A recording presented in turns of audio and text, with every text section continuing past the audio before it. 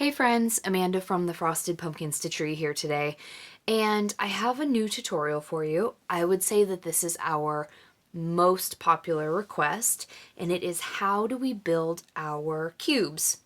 So if you aren't sure what I'm talking about, we make our seasonal sayings into these really cute styrofoam cubes. They're adorable. This one is called Year of the Boar. Here's a Christmas one. Milk, cookies, and Christmas goodies. And then sometimes we also can find other size cubes that work. And this is Cactus Party. So to start, we're going to need a few things. You're going to need your finished stitched piece. You will need a piece of fabric. You're going to need applique pins. You can find these at Joann's, Michael's, Walmart, Amazon, your local quilting store. These are just very fine pins. You'll want some kind of ribbons. This is totally going to match whatever project you want to turn into a cube. I'm using a glue gun. I don't typically use a glue gun. The reasoning is that we have many cubes for our samples. So what I like to do is I pin all of my ribbons in place. So that way when it comes to storage, I can just carefully unpin them, put the ribbons aside for later. So for this one, we're going to make it into like a permanent cube, in which case I will be hot gluing the cute dreidels on top. You will also need a foam cube, of course, and now these measure 4.9 by 4.9 by 4.9. And when you are at Joann's or Michael's, you'll find these with the floral crafts. And what you're going to look for is one preferably that doesn't have dents in it like this one does, but sometimes that's easier said than done. So when I start, I will pick a side that is the least dented. And believe me, you can pick through these sometimes all day and not find a perfect one. You'll also want a clear ruler to measure your project with, or just a standard ruler. Okay, so let's get started. Now, one thing that makes this project a little bit different is that I can't give you 100% firm numbers on what to cut your project to. And the reason why is because needlework fabric really has a lot of variations in it. For example, cashel fabric, if it's hand dyed, it shrinks more than, say, hand dyed Aida fabric. So this is hand dyed Aida fabric, this is hand dyed cashel, and you can see they're different sizes. The count is the same, but the cashel just happens to shrink a little bit more. So I do have a rule of thumb that I use when it comes to making and measuring my projects, and I'm going to explain that to you right now.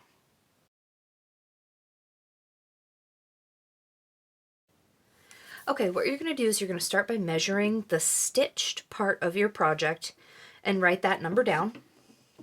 And you're going to want to measure the width and the height. And then what you're going to do is you're going to take this number and subtract it by 4.9 or whatever size your cube is, okay? The number that you are left with, you will then divide by 2. And what that's going to do is that's going to give you your borders, the space that you'll need. And what I like to do is mark this with pins, okay? And what I'll do is I'll use these pins as a guideline to make sure that my cube starts out pretty well even. And you'll notice that I'm using a smaller piece of fabric today.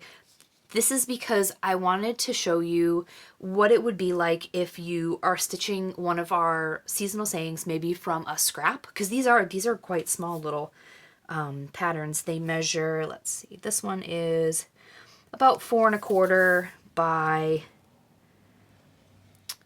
3 3/4.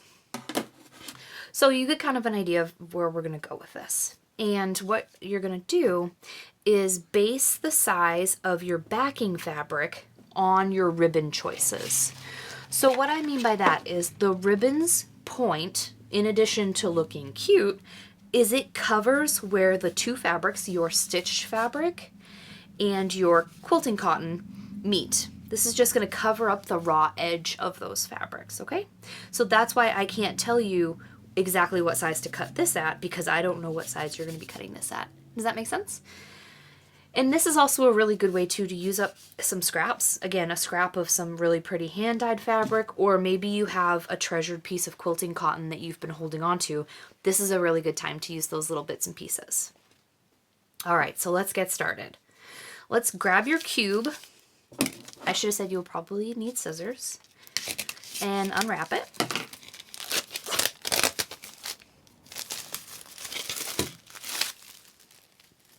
And I will include a little slide that explains that math formula again, so don't worry if you didn't catch it the first time I said it. You don't have to memorize it.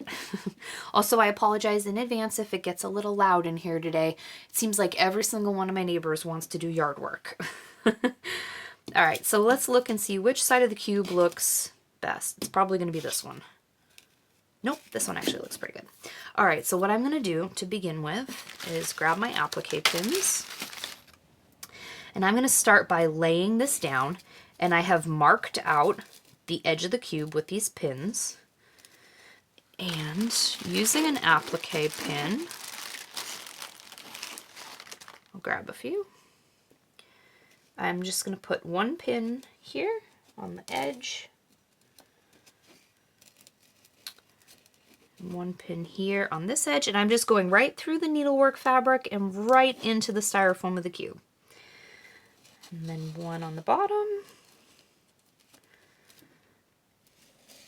And then give this a little scoot, one at the top. And this isn't going to be exact. The other thing is my pins aren't completely exact, because when you have the head of the pin against the ruler, sometimes it kind of comes in a little bit.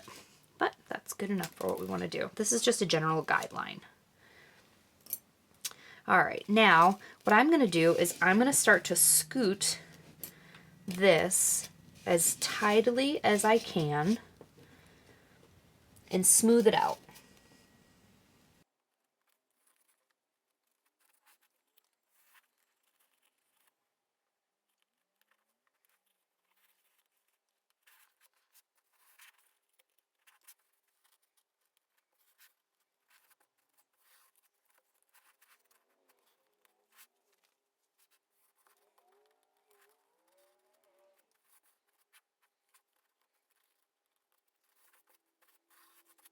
Okay, so for now I have pinned all the edges down and I'm ready to go.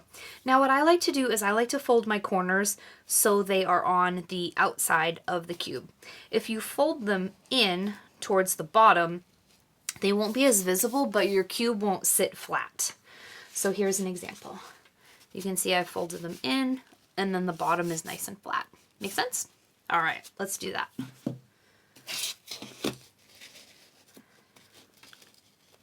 And this, you can think of this the same as if you were wrapping a Christmas gift or something similar, or a Hanukkah gift, since we're working on a Hanukkah pattern.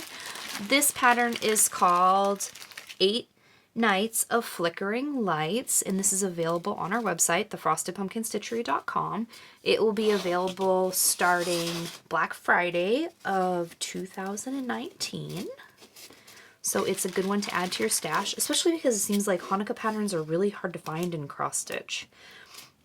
And we have a lot of friends who have been like, please design something for Hanukkah. And of course we're like, we would love to, because it's a really fun color palette, and it's nice to design something that isn't a holiday that we necessarily celebrate, because then we get to research that holiday and learn a little bit about it, which was a lot of fun.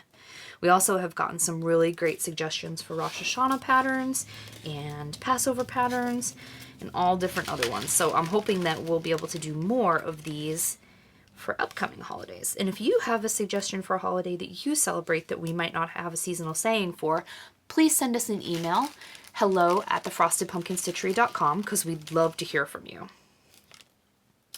All right, so just going to add in a few little pins here. You can see this isn't exactly a precise science. You just want to tack down all your edges. Okay, great.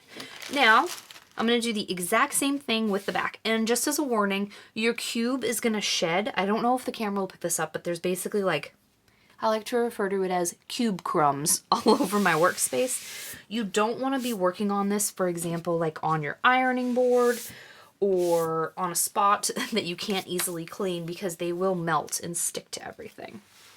So this is my backing fabric, and you'll notice it's a different size than the front fabric. And the reason why mine is a little bit shorter is because this happens to be just the scrap that I have, and I am using really thick ribbon. So I've cut my fabric a little bit smaller just to reduce the bulk, and because I know I'm going to be using really thick ribbon on this. And it will cover up all of the edges, okay? All right, let's get started on this now. And you're going to go the exact same way. We're going to start by butting the fabric against each other. I keep wanting to grab my regular pins and not the applique pins. And if you're using very thin ribbon, you know, you'll want to make sure that your fabric is cut to accommodate that. And if you're using very thick ribbon, you'll want to make sure your fabric is cut to accommodate that. And sometimes there will be a little bit of overlap, like on this one, there is overlap. This one is another example of some overlap. But sometimes if I don't have enough fabric, like for example in this one, I'm literally butting the fabric up as close as possible.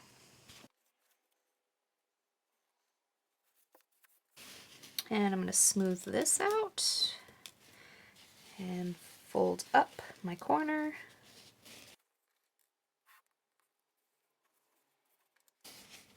You want to make sure it's pretty tight, as tight as you can. Since I have a smaller piece of needlework fabric, this won't be as tight, but that's okay.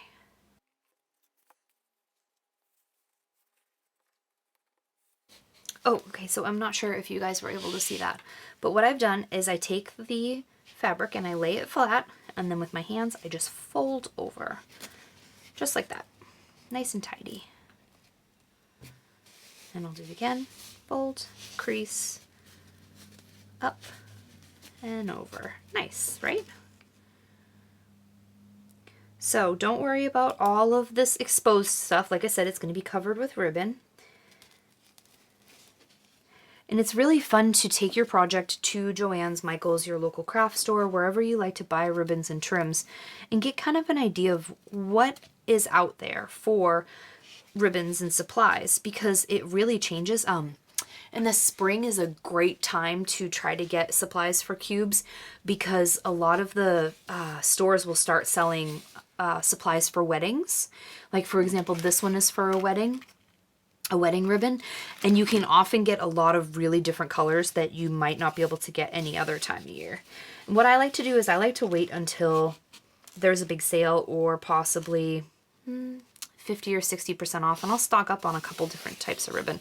Obviously my situation is a little bit different than you guys, because I build cubes a lot and make quite a few.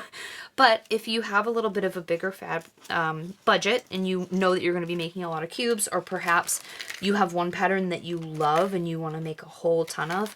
For example, I know one of our customers stitched Witch Better, which is a Halloween cube, and she probably made it 6 times, and she had a really cute photo on Instagram of them all lined up, and she was giving them to her coworkers, which I thought was adorable. So all I'm doing right now is just tidying up these corners. They look kind of funny, but it's not actually something that is on my end. It's because the cube has a little bit of a dent in one of the corners. So oftentimes if I see that, I'll try to kind of mess with it a little bit. But it's really tricky to get it 100% perfect, because like I said, there's so much variation between the cubes and if they have dents or not.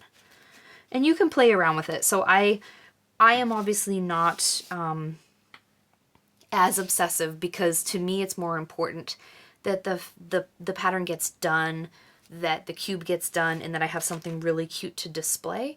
I recently saw a cute thing hanging in a friend's sewing room, and it said, done is better than perfect, which, as someone who loves absolutely beautiful perfection in crafts, I have to remind myself that sometimes done is better than 100% perfect.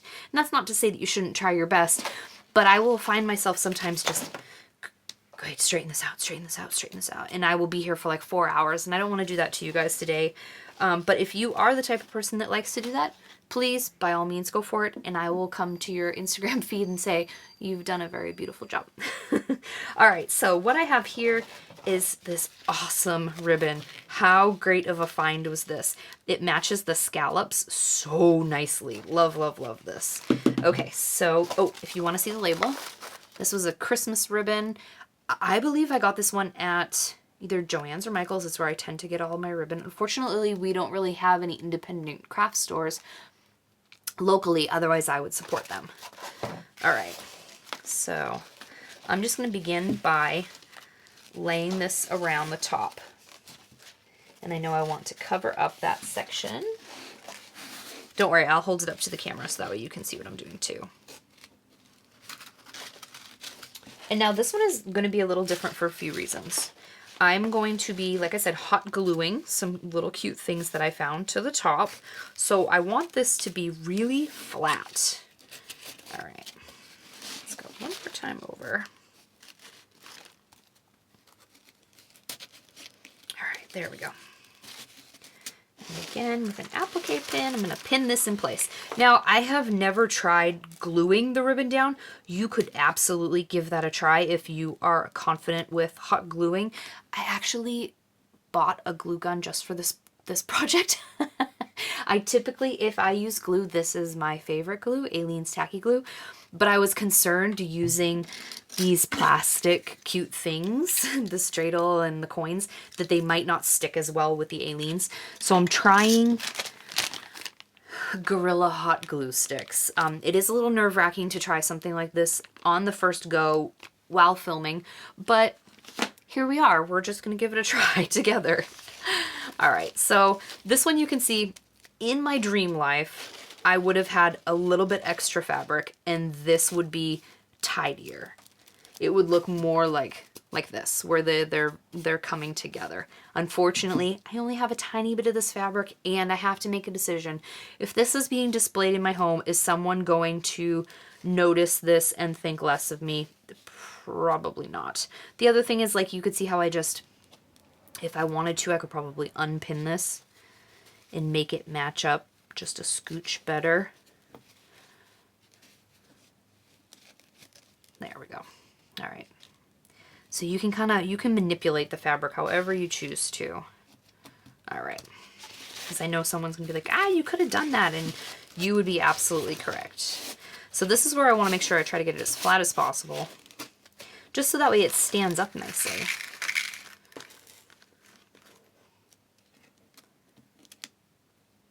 And sometimes these can be kind of hard to go through the glitter ribbon, but I got it that one.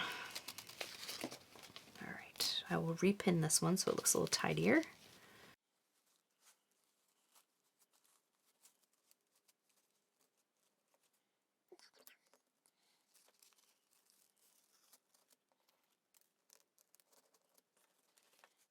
Okay, now we are coming back to the top. And what I'm going to do at the top is I'm going to grab not fabric scissors, because this has wire in it and that would be very, very sad because those are my very favorite fabric scissors. I'm going to use these snippers. I steal these from my husband, but these are literally just wire clipper snippers. They look like this.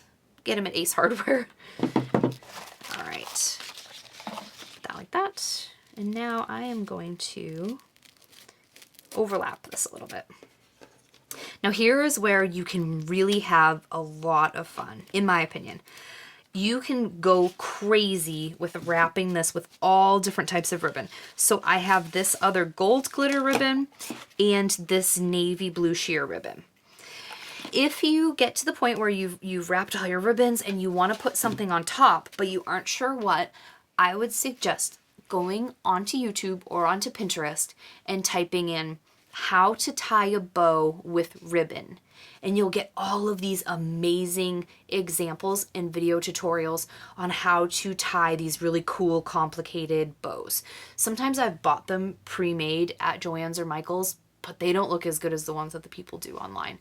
I've only been able to do them once or twice. I have problems with one of my hands, so I find that kind of anything difficult, so I try to find cute things to put on top. But as you guys are aware, the internet is full of ideas and knowledge, and there are a lot of like florists who will upload videos. There are people who make headbands who will upload videos. There's a ton of just great resources for creating these really big, elaborate, fantastic bows that would be darling on the top of these. So keep that in mind. In my case, I happen to find these amazing dreidels and the coins, which I'll be putting on top. But before I get to that, I'm going to finish decorating with these other ribbons. And what I'm going to do is I'm going to center them on here. And sometimes if I have a lot of pins in one spot, I'll just pick up the pin and repin it. This is kind of a reason why I don't do as much with glue, is because I do like to tighten it up and change things as I go.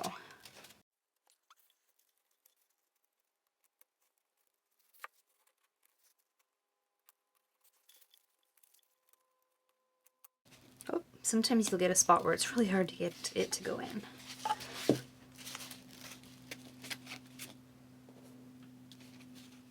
And this is just regular ribbon, so we can cut it.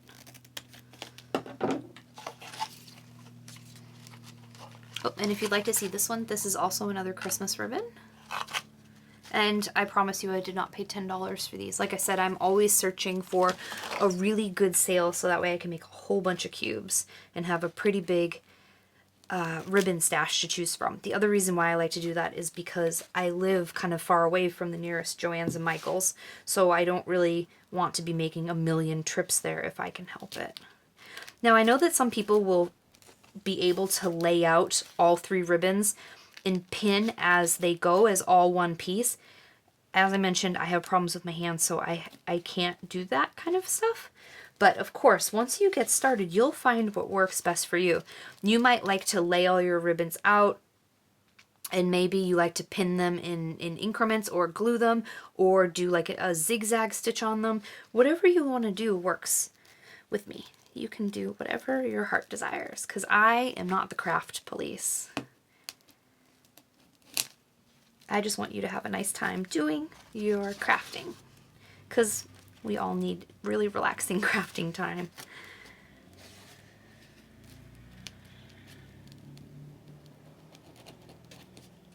I really wanted a fabric of this navy blue color, but I couldn't find it, so I ended up finding this one in my stash. But the nice thing is if I was not going to be hot gluing the things on the top, I could switch these out, because again, they're not held in place permanently. It's just pins. We did have this really great suggestion from a customer who, she lives in a small studio apartment, and she wants to decorate for all the seasons, but she's really limited on space. So what she does is she creates her cube, and then at the end of the season, she takes apart the cube, puts it in a little bag, so the stitching part goes in a bag, the backing fabric in the bag, and all the ribbons in a bag, and then she redoes it with a new seasonal saying for the next time. So just takes it apart, puts it aside, grabs a new one, puts it together, and only uses one cube and just keeps pinning and changing things. And I love that idea, because then you only have to have one piece of styrofoam cube. You can sort them away, maybe in little bags or however you wish to organize your stuff, and then you just change them out whenever you want. Honestly, when I saw that, I thought I should have done that since the beginning when I started making all these cubes, because I think right now I have, oh boy, maybe 20, 25 of them displayed in my office. I have a lot. Okay. There we go. So, I'm gonna scoot those out of the way. All right, here is our cube. You can see we have some ribbon. It looks cute, ready to go. All right, so before I came on camera, I laid these out how I thought I might like them. And let's see how this goes.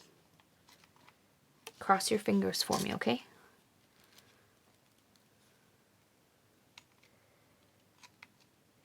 I'm also having to use my little bad hand because my outlet is is on that side, and I could not for the life of me find an extension cord, of course. That's always how it goes. These are actually sticking really well.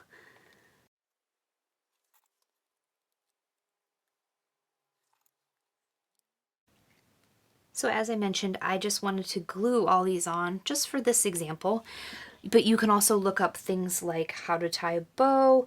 When you are at Joann's, Michael's, thrift stores actually are amazing for this. You can look for really cute little doodads like this to put on top. This was one that I think Ashley made this one. But look, this is just literally a bow that you would wrap a present with. And some sparkly ribbon, and there you go. You can see, again, because I don't glue them on, I keep them with pins. It's hard to see, but there's a pin in there. So the sky is really the limit, and that is my favorite part of making these cubes. And I also am finding that I want to practice making finishes more. So right now, we do a lot of finishes, but a lot of them are cubes, or I take nice photos, or we get them custom framed. But as time goes on, people are creating really amazing tutorials on floss tube, and I want to start to get a little bit better with my personal finishing. So I hope that this comes out cute enough that we'll be able to start making more tutorials. And I want to challenge myself in the upcoming year. All right, let's see. How did I have this last time? Oh, that has writing on it, so we don't want to use that side. Okay.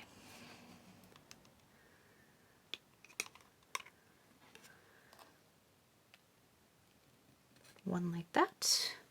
I'm going to let that dry for 1 second.